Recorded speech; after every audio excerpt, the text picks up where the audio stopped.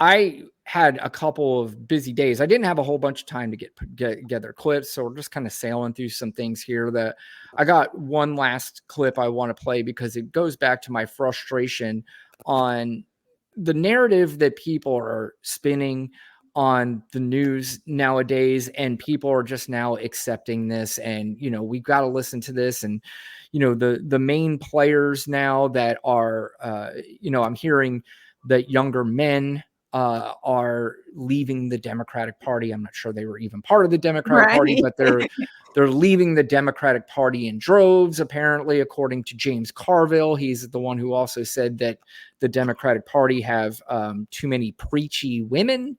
Yeah, James Carville's starting to annoy me. I'm not sure what's happening with the James Carvilles of the world, the Bill Maher's, but this country appears to be slightly Joe Rogan'd. Again, there's a war, as I said, on intelligence. And I'm not saying that none of these guys are not smart and not intelligent. What I am saying, though, is that they are saying some stupid shit that people are buying into, and they are, using it as now their thoughts on how they're going to vote, if they even are going to vote. But this is one clip I have. This is Robert Kennedy Jr.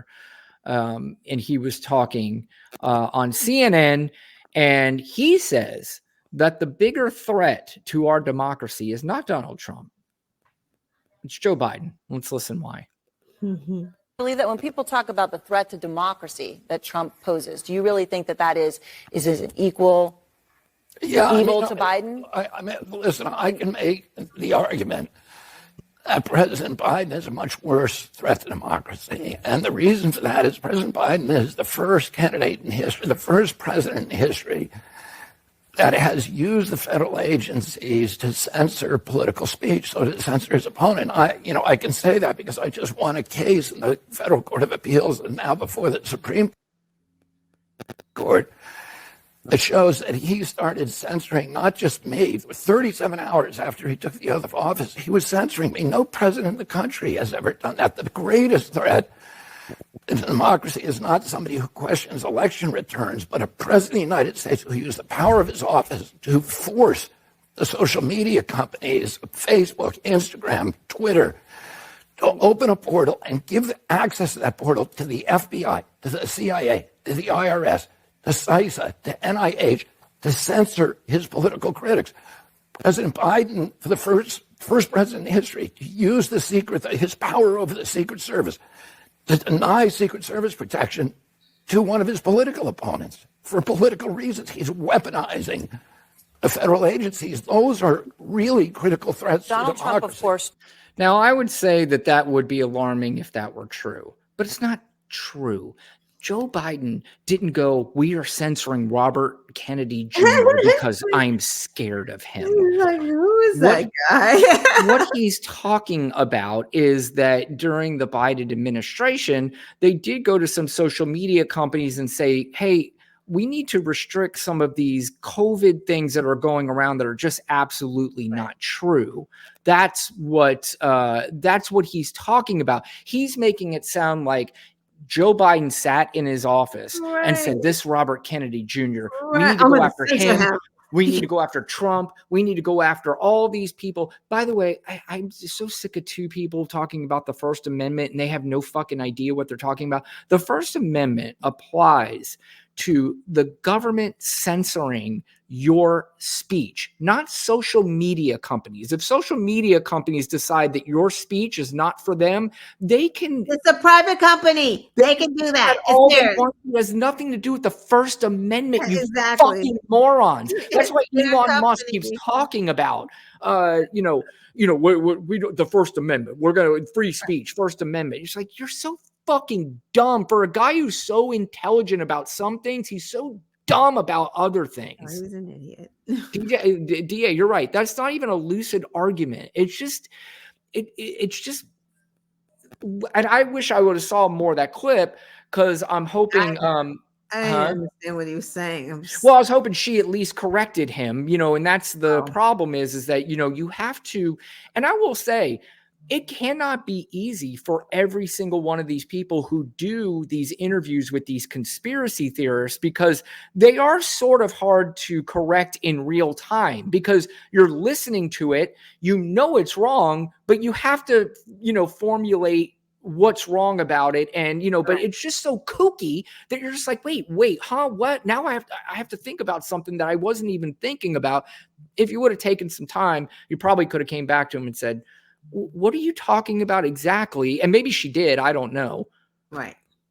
But this is the kind of stuff that is just dangerous for the country. I absolutely 100% think absolute disinformation, misinformation, all that stuff should be censored. And I'm not saying it should be done by a president who gets to pick and choose what he wants to censor, but there is a difference between what is true and what is not true. And if you're putting shit online that's just 100% unprovable, what's the problem of saying that should not be on the airwaves or on a social media? The hypocrisy is what drives me crazy. It's like, my First Amendment, you're censoring me. I can't write whatever I want to write. But then it's like, hey, ladies, we want to tell you what you can do with your bodies. Like, how does this square up with anybody? Like, it just doesn't make any sense. No, I don't want to wear a mask. It's my body. Also, you can't have an abortion because your body is my body. Like, what is this? There's a lot of hypocrisy. And I think people might even go, well, you're being hypocritical because you just said, the First Amendment had something to do with the government censoring. And then you go on and say the government should be able to censor. Well, the government is able to already censor some speech. You're allowed, the government says you're not, the old argument, you can't yell fire in a movie theater. You can't threaten the life of the president of the United States. Right. So there are some things that, that you can, and if somebody said to me, we're going to monitor more, and maybe let's say not even ban it, but to monitor more whether or not something is a 100% fact. I don't even care if it's 70% fact, let it go. But if it's 100% not true, that to me, there should be, I have no problem with that being monitored. None. Right. I don't care who it affects. Right. Right. What's the problem? I don't know. I don't know. I thought Joe had dementia, so I don't know how Joe's out here doing all this stuff anyway. He's like, he's monitoring people. He has a crime family. He's like, he's impinging on people's freedom of speech. Jesus, he's taking the guns away. Joe's just out here all over the place. Like, how is that possible if they're saying he's Sleepy Joe?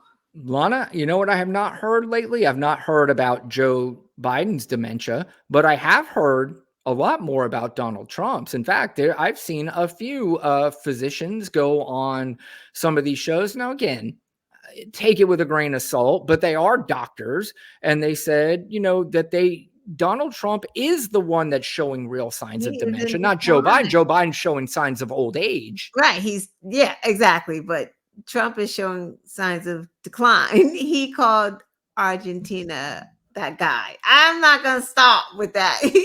You're right. That great guy. He's a great guy. He keeps thinking he's running against Obama. And the sad part about it is you have the morons on Fox like Kayleigh McEnany saying, you guys really think that he's calling it? He's just saying it because he's saying Obama's running the country. And I'm like, he said Michelle Obama. You think we're stupid? He said he called Michelle Obama's name on Easter. That was in his tweets. He was talking about Michelle Obama. So go figure. Why? Well, I can tell you what else we're not. They can't beat them up for the economy. They can't beat them up for jobs. They can't beat them up for gas prices. They can't beat them up for. You know what else I haven't heard? Where did the immigration go? I haven't even heard anything about that lately. That's the thing, because it's like Democrats have abortion, so Republicans are like, we're just gonna go with immigration. It's like, how are you going with immigration when there's a bill sitting around waiting for you guys to look at? They're running on grievances. They're running on made up culture war grievances. And now, again, we have to be dragged into this and act like we need to listen as to, what they're so angry about. I heard, what was the other thing? I heard somebody say, the other day is that same thing. James Carville had said that educated white people are the ones who are ruining everything. I said, what? I mean, so now what is wrong with being educated? Shouldn't we all in some respect be educated? What is wrong with that? I understand what he's talking about. I don't. I think it's because maybe educated white people think too much about what's right, and instead of allowing for people who are angry about things that I still cannot figure out why they are. I don't know. Again, I pretended to be giving into that, but I'm not. I'm very happy and proud that I can wake up every single day and go through my life and get angry at things that directly affect me, and allow things that are not illegal, that are not harming anybody, that I can allow that to, go on throughout their day, throughout my day, and not be sad, upset, angry about it. And I'm certainly not going to vote based on it. Right. But the things I am voting for are going to be the things that I'm upset, angry, and pissed off about. So, same. All right. Well, all right. Anything else? What else happened? I don't know. What did happen? I don't know. We're getting all lost in the shuffle here. I know. And this is again. There's going to be plenty, because we have this year is going to be the most wild year ever. Right. No, it definitely is. This trial is going to be interesting. I have that week off too, so I can't wait for that to start. Not televised. I know. Yeah. Really, is that good or bad? I would like to see it. I mean, I'd like to see it too, but do we need to see Donald Trump putting on his show in front of everybody? Or he's not going to put on a show in the courtroom, though, and that's what the people need to see. He has to be controlled in the courtroom. He can't be in a courtroom. Well, he's proven a few times that he cannot. I think the judge had to reprimand him a few times. To an extent, though, he can't really show out. Like, what? He's going to just look at people and do that kind of thing. Like, he can't talk out. Like, he'll I guess say it's very. I don't know. You're right. I mean, maybe it is just to see him acting like. I mean, I don't know, but to see what's her face, because Hope Hicks is going to be testifying. That's interesting. Yeah, right. What does she know? I don't know, but again,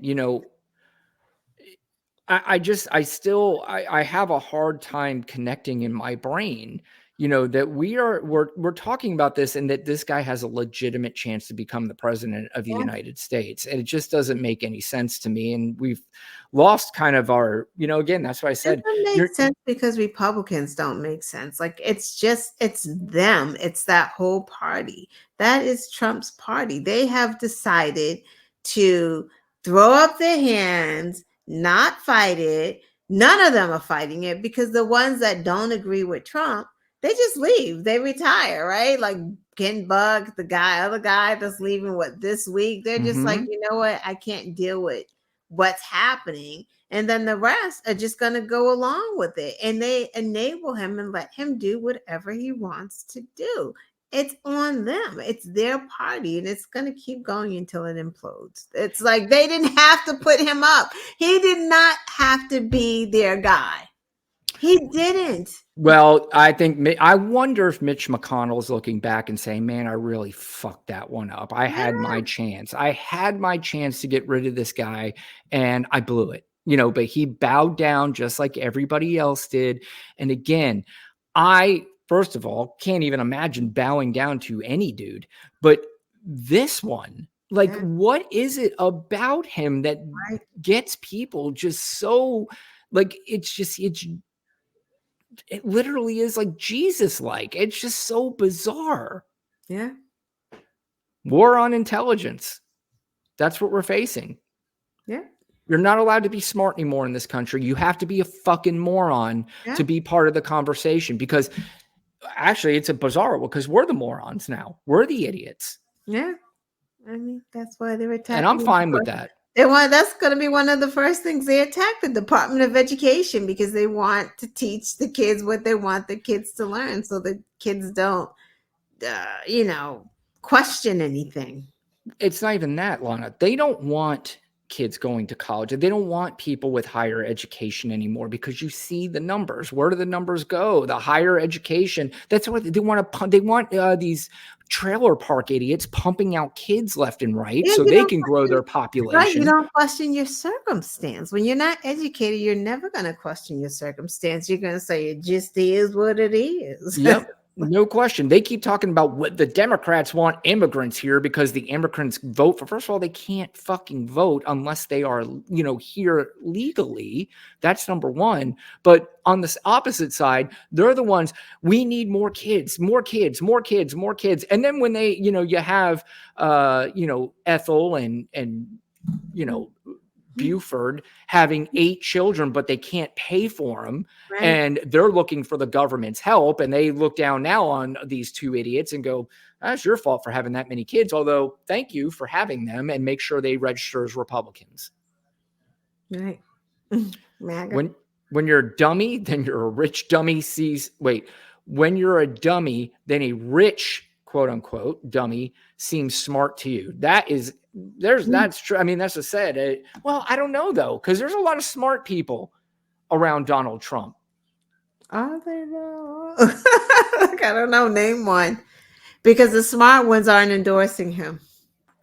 Well, there are a lot of. There are smart. Like Ted Cruz is a terrible human being. He's not stupid. I don't know.